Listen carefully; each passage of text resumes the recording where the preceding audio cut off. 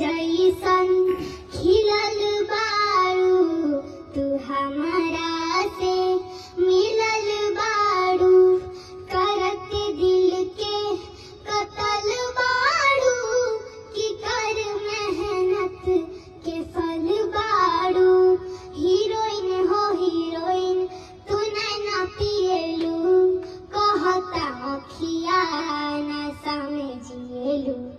बतावा कहीं गाजा तनानु पिएलू अरे वाह कहता अखिया नशा में जिएलू हीरोइन हो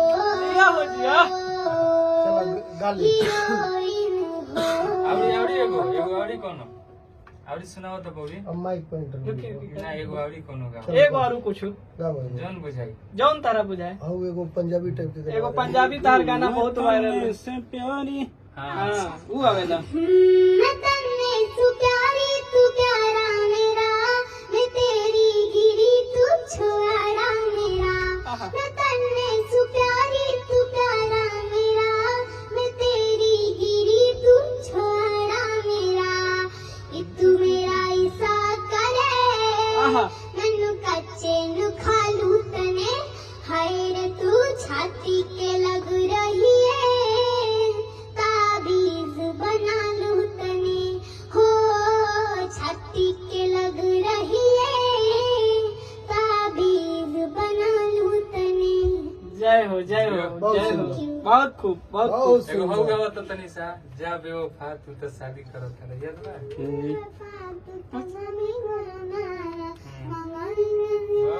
हां गावा गावा जा बेवफा रुका चलो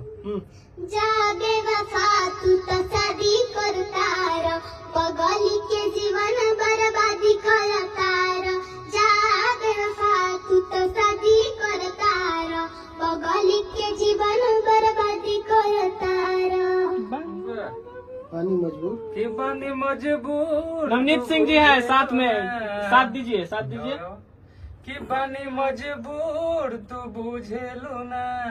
पानी मजबूर तू बुझेलू ना झूठे कहेलू कि आजादी करता रा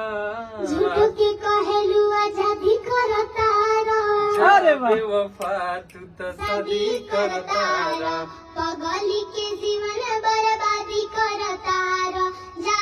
बेवफा तू तो शादी करता रो पगली के जीवन बर्बादी करता रो जिया हो जिया सभी देख रहे हैं तपस्या सिंह को और वायरल गर्ल है बहुत प्यारा गाती है